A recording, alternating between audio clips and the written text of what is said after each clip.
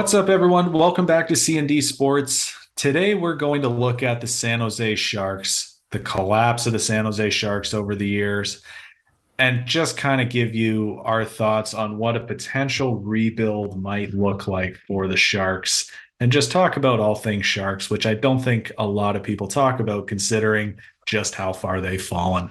I would say the collapse begins oddly in the 2018-19 season where they bring in Erik Karlsson, and this kind of marks a huge transition for them because it would invoke a ripple effect. They bring in Erik Karlsson, and that season they were great. They go to the conference finals to lose to the eventual cup winners in the St. Louis Blues. That's a great run for that season. The issue, though, is they go on to extend him for 8 years at an $11.5 million. They lose Pavelski. They go on to lose Thornton, and they had already lost Patrick Marleau. Those are three huge players. In this offseason, they lose Brent Burns. So all they're left with is Logan Couture, Thomas Hertl, and Timo Meier. They lose Kane, but that's to other circumstances, but they still lose Kane. That's a huge part of their core gone. So it is a major retool. And again, since that 2019 season, there hasn't really been anything to show you that this team can contend. So it seems very delusional. We've been talking about it for seasons, is there's really no way this team can contend with this core. So it has to be a rebuild. They make some moves in management and coaching behind the scenes, and it hasn't done anything, and I don't think it will do anything. So it's fair to say it's time for a rebuild, right? All things considered, the ripple effect fully taking place. We're now seeing the results of that ripple effect. Yeah, it certainly is time for a rebuild. And the way I look at it is they bring back Hertl. He's on an 8-year deal, but he's only making $1 million. So for what he does, that is tradable for a team that can afford him and that wants him. So that is a piece. Do I see them moving him? It's going to be a tough move, but it is possible. It may not be this season, but he may be a guy they look to move. Logan Couture, Erik Karlsson, and Marc-Edouard Vlasic they're stuck with. They can't do anything but rebuild around those guys. So those are four players right there that they may be stuck with. But when it comes to Timo Meier, I think that's a huge piece they can move on from. He's an RFA, so if they retain some cap, although they don't really have any, but if they trade him out, they will have the money to move him. And I think they can get a haul. I believe he's a first line talent. He's a great power forward, a great scorer, just a great offensive threat for any team that is lacking that. And at this point, maybe you've seen our Leafs video, and a potential trade is maybe Nylander for Meier. You got the triple M line right there: Meier, Matthews, and Marner. The line. It'll be interesting. So Meier's a huge piece. They can get a lot for him. They have other depth pieces. I don't see much of a return when it comes to guys like Luke Kunin, Nico Sturm, and the rest of their forward depth. But Mario Ferraro is another big piece.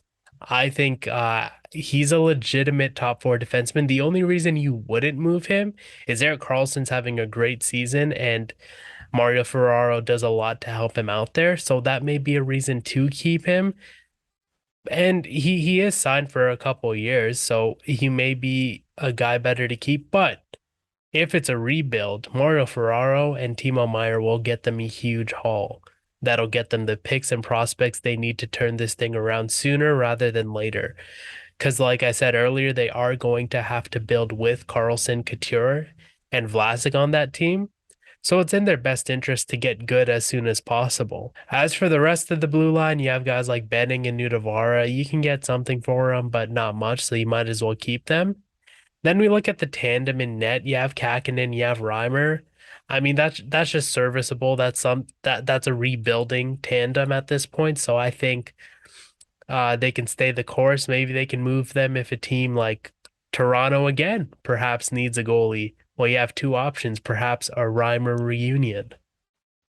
And, Frank Saravalli this past week did make that link as Toronto is in the market for goaltenders. And he did make the link saying that Reimer would be a good fit. So when Frank Saravalli makes a speculation there, where there's smoke, there's fire. So often, Frank's a big insider there.